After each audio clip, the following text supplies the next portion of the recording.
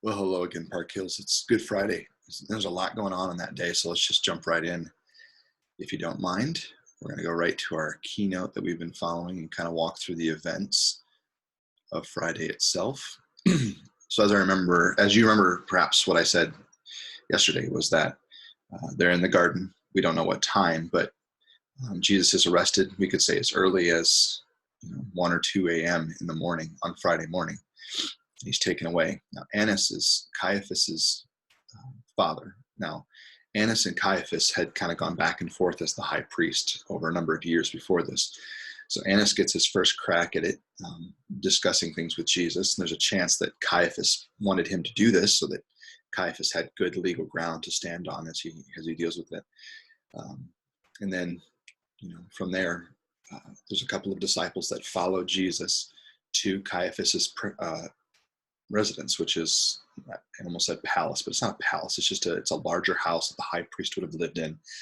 It's a place that is nearby the temple, so they're able to, as they get themselves completely ceremonially cleansed, they're able to get to the temple without bumping into anybody or anything like that. So Caiaphas, he lived there. There's no guarantee whether that was always his home or if it was only the home of the high priest. But at the time of Jesus' crucifixion, Caiaphas was living there. He was the high priest, and like I said, Annas is his father. And so, as these disciples follow Jesus to the high priest's house, one of them knows the high priest. He has some kind of connection to the priestly people. Most scholars believe this is John. They believe that John might have been connected in some ways to maybe a Levitical line. Maybe he was a Levite. Maybe he had access to being with the priest, or maybe he was part-time a priest. He's fishing up in the north, but maybe he would come down and serve as a priest for a period of time. So John seems to be able to get into the trial, which is why we know most of the information we know about the trials themselves. But Peter waits outside, and as Peter waits outside, someone confronts him, and he denies Jesus the first time. And then he's confronted again, and he denies Jesus for a second time, and then he denies Jesus for the third time, and the rooster crows. Now, while that's happening, inside Caiaphas's home is the beginning of a trial. There's an issue. There's things going on. Annas is talking to him, and there's some kind of interaction going on. We're not totally sure who's talking about whom and what and why. We don't know how many people are involved. But ultimately, Annas sends Jesus to Caiaphas, and as he does that, Jesus is tied up, and as he walks out, he sees Peter, looks at him, and Peter is just beside himself with grief. So then, as you can see, the guards mock Jesus, and they begin to beat him. The Sanhedrin starts to have an argument with Jesus, and as they do that, they keep coming up with different reasons to ultimately crucify Jesus. They're paying people to come in and give these false accounts and these false representations, and none of that works until someone says, well, he said he was going to destroy the temple and rebuild it in 3 days. And at that point, Jesus is connected to God, and they call him a blasphemer, and it just gets out of hand. So Judas runs out of the building, probably realizing he can't believe what he did, and he goes and hangs himself. And so Pilate ends up getting Jesus. The Sanhedrin finds him guilty. They have to send him to the Romans to get him crucified. You can't kill.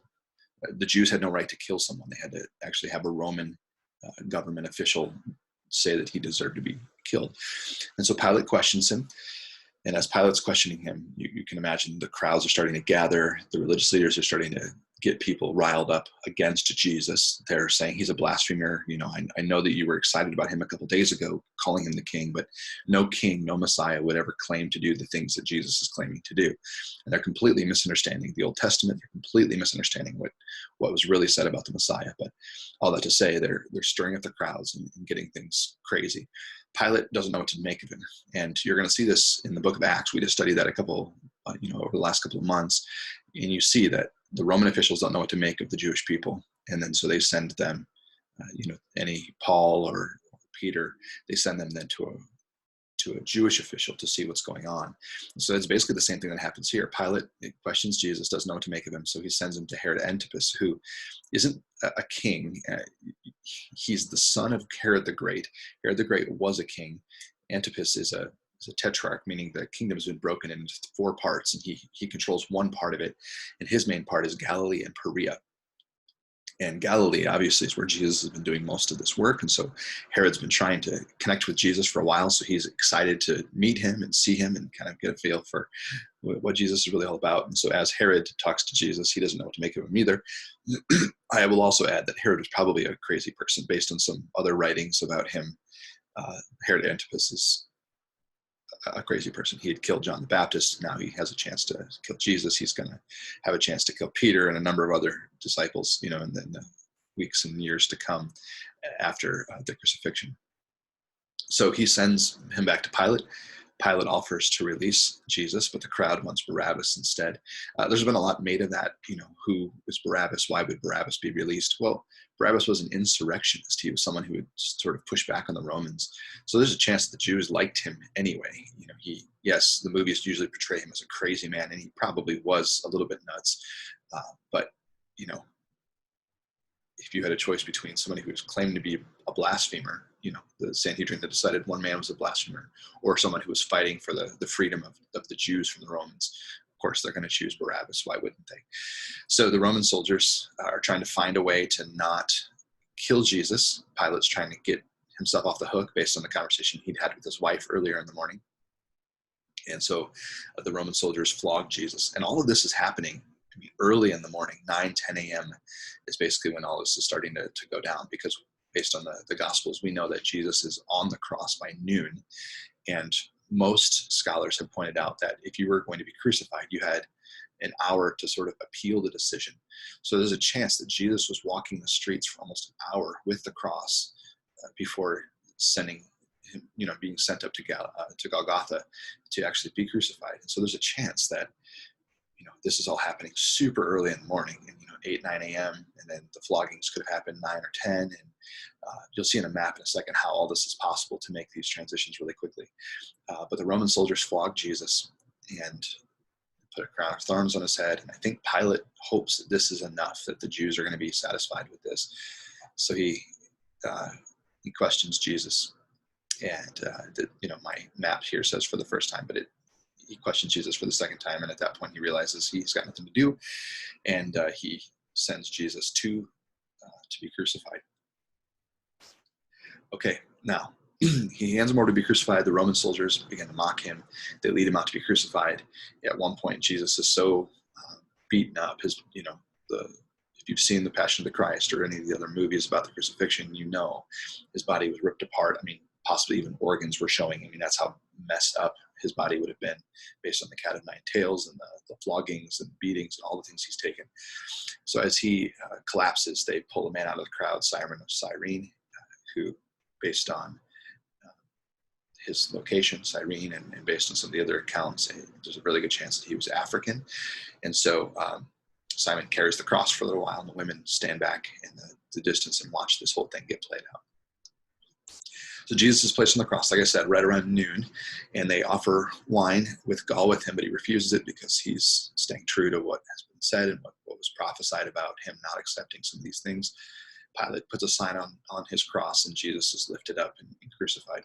And now as that happens, he would have been on the cross for about 3 hours. We know that he died right around 3 p.m. And so the bystanders mock him. Criminal asks Jesus to remember him, as you know that part of the story. I'm not going into a ton of those details because you usually know those things. And then Jesus passes away. Now, at the moment of his passing, this is a huge theological moment. There was an earthquake. The veil of the temple is torn, which shows that the things that would separate a normal person from the Holy of Holies has been eradicated. Somehow, some payment has been made. Some sin has been paid for to the extent that no longer does one have to rely on a human high priest to walk before, that there's been a man God who now is our high priest who carries the sin. And the book of Hebrews goes into detail on this, and there's a number of other passages in the New Testament that talk about Jesus being our high priest, being our advocate, being the one who carries us in to the Holy of Holies. And so you and I can stand right in the presence of the Lord, which is amazing to think about. So the women are watching this from afar. They don't know what to make of it. And as Jesus dies, the soldiers know that he's dead, but they want to prove it. And so they go and they break the legs of the 2 criminals on either side of Jesus. And those criminals die really quickly after breaking their legs. And then they look at Jesus and they think he's dead. So they test it by piercing his side. Now, at this point when he's dead, Joseph of Arimathea goes to Pilate and asks for the body. And there's an interesting individual also involved in this, Nicodemus, who joins Joseph of Arimathea to take the body down. And I think it's an amazing moment where Nicodemus, who has been sort of hiding in the dark most of the book of John, all of a sudden is out in broad daylight carrying Jesus to the tomb. And so they place the body in the tomb, and guards are ultimately posted at the tomb. So there's the timeline. Let's walk through the map really quick and just get a feel for what that's going to look like. Just a second. These things are not as smooth as I'd like them to be. Okay. So again, Thursday night, Jesus is in the Garden of Gethsemane praying. And as I said yesterday, you can imagine, at maybe 11, 12, 1 o'clock in the morning, all of a sudden a flicker of light down here. And these individuals start walking up to head to meet Jesus in Gethsemane. Judas kisses him on the cheek. Peter freaks out and cuts off a guard's ear. Jesus heals the ear. And then Jesus is carried back to go on trial. So most likely heading up this way. And I'm going to start following the timeline here pretty closely. Jesus is taken to the house of Caiaphas for a preliminary hearing. Remember, this is with Annas. We don't know who else is involved, but for sure Annas is involved. Like I said, maybe Caiaphas pops in, but it's likely that maybe Caiaphas isn't involved yet because he's purifying himself for the Passover ritual the next day. And so there's a really good chance that he has nothing to do with it. So maybe that's why Annas is involved. All of these things are in that book that I mentioned yesterday, The Weekend That Changed the World. There's a number of really good details there.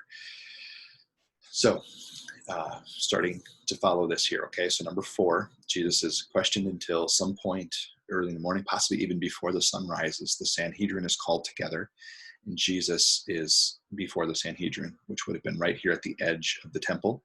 Again, they're preparing for the Passover feast and the whole celebration itself. So there's a very good chance that they wouldn't have actually entered the temple itself, and so they probably would have questioned him outside the walls somewhere. Okay. So we leave from there. Jesus is then sent to Pilate. Here's, Herod is here and Pilate is here. And so there's some element of that. And then Pilate doesn't know what to make of him. So we send him to Herod's other residence. And so then back to Pilate. Pilate makes the final judgment upon Jesus. He gives him over to the crowd. The crowd chooses Barabbas and all of this sort of thing. He's then whipped and flogged and beaten. And then if we're going to follow the timeline, Jesus might have then spent, up to an hour walking the streets of Jerusalem, doing this back and forth and back and forth. Now, I'm going to put the map up just a little bit here.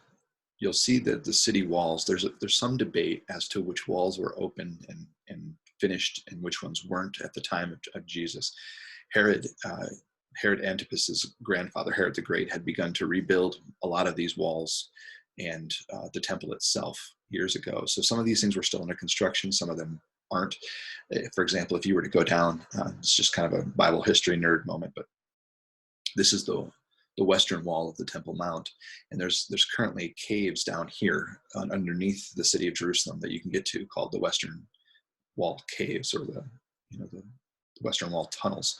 And so if you go down in here, you'll find there are parts of the wall that were being built at the time of the destruction of the temple in 70 AD that are still just standing there. It's as if the Romans came and destroyed everything and killed a bunch of people, and so that the work never got completed, and then the city got torn down and pushed over it all, and then the city got destroyed again and pushed over that, and there's layers and layers and layers of Jerusalem that are sort of on top of each other. So you can see that some of these things are not done down here. So that shows that perhaps there was even construction going on at the time of Jesus' crucifixion. The reason why I bring all that up is this is why it matters. Here's the traditional spot for Golgotha. There's a hill here that now is not a hill. It's just a little bump out of the ground because of, again, the city's been destroyed so many times that it sort of ended up here.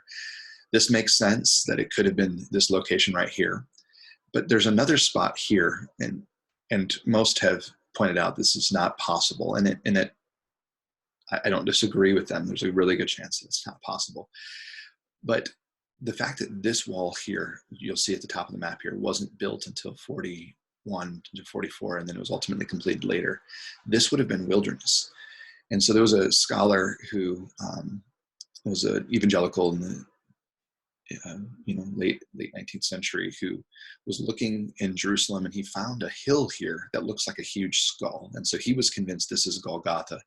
And so now there is a little spot here where they've created something called the Garden Tomb, and it's basically a replication of what might have looked like back in the first century.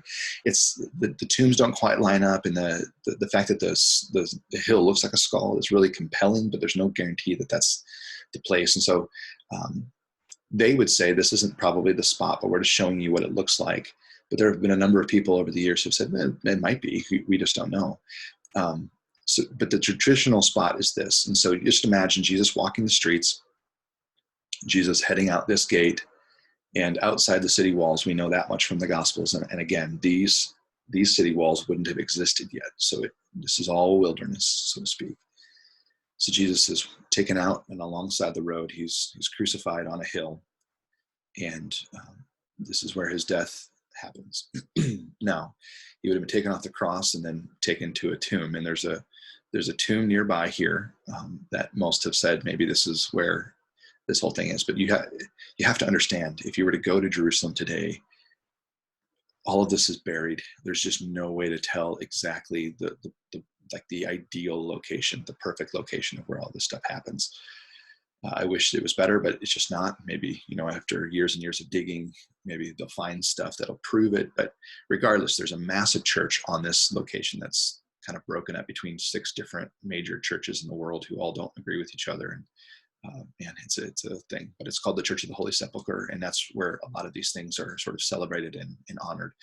So Jesus would have been taken off the cross, taken to Joseph of Arimathea's tomb, which was a freshly cut tomb, which is part of the reason why this tomb doesn't make a lot of sense up here, because the tomb that they do have on that grounds was cut 200 to 300 BC. So it just doesn't seem to line up. So Jesus is taken off the cross to the tomb, and all of the disciples would have sort of scattered. And there's a really good chance that a lot of them would have gone back down to this upper room. It's a good chance that some of them would have gone out to the Mount of Olives. But just consider this moment with me as we look at this map and sort of think it through. And then I want to move it into a theological point that we can process together. At the moment of his crucifixion, at the moment of his death, I should say, on the cross, there's an earthquake, and that earthquake tears the curtain of the temple. And not just tears it, but it tears it so loudly that people can hear it throughout the whole city. On top of that, a number of individuals rise from the grave.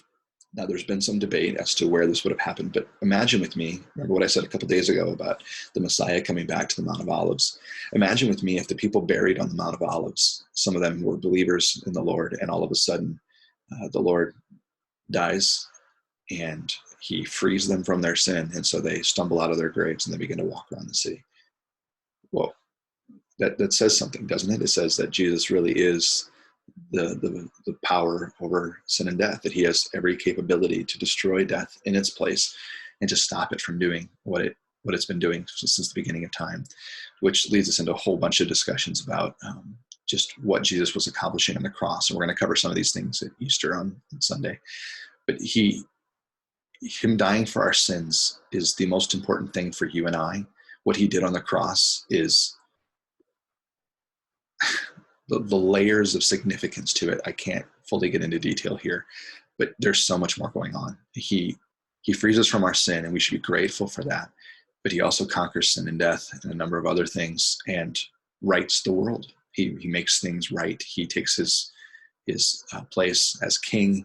All of those things happen just within a second. And the tearing of the temple curtain is the proof of that. There's no reason for us to stand outside and wait to see God face to face. He's given us access to him directly by giving of himself on the cross, dying for our sins. So it's a beautiful moment. I just want you to think through, as Friday, the sun would have set, Passover would have begun. Passover would have ended and the Sabbath would have begun. So as the people begin to celebrate Sabbath and they take a day of rest, all the shops would have been closed. There would have been no way to entomb the body correctly. And so they put the body in the tomb, leave him there. And you can imagine the disciples are freaking out, trying to figure out what to do. and beginning to gather some spices perhaps, and hoping that things are going to open early on Sunday so they can go back and get the tomb set and ultimately embalm Jesus and get him ready to go. So it's Friday night, the sun sets and the night sets on. You can imagine the mourning and the weeping and the sadness that the disciples would have felt, not knowing that the greatest mission that was ever set on this planet had been accomplished through Jesus. And Friday is the most significant day for us as far as our sin goes. And if it all ended right here, this would be the most significant holiday ever. The fact that you and I would have had our sins forgiven by someone dying on the cross for our sake, the fact that you and I would have access to the Lord because of Jesus's sacrifice for us. We could end Friday just thinking, oh, this is amazing. I can't believe I have access to God. This is so great. But Sunday makes it all better. Friday is amazing. Friday is the greatest thing that ever happened until Sunday. And when Sunday happens, Jesus proves that he really is who he says he is. And it changed everything for the rest of history. So thanks for listening. Be looking forward to Saturday and Sunday. Talk to you soon.